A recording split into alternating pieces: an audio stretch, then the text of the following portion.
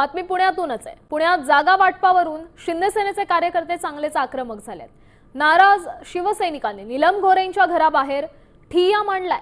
जागा वाटपावरून शिवसैनिक चांगलेच नाराज झाले।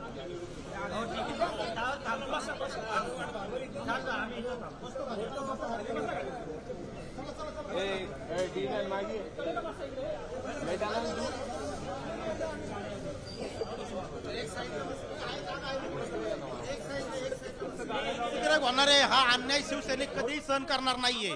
कारण हा जो अन्याय केलेला आहे ना या तीन नेत्यांनी केलेला आहे। प्रमोद नाना भानगिरे, विजय बापू शिवतारे, नीलमताई गोरे यांनी जे शिवसैनिकांवरती अन्याय केलेला आहे परस्पर तुम्ही तिकडे ठरवलेली आहेत। आणि काही लोक अशी बोलतात की भाजपने तुमची तिकडे ठरवलेली आहेत। मग भाजप ठरवणार का आम्हाला कोणत्या जागेतून लढवायचं? आता आम्ही गाड्या आडू म्हणजे आम्हाला जर न्याय मिळाला तर आम्ही पुण्यात फिरून देणार नाही गाड्या नेत्यांच्या।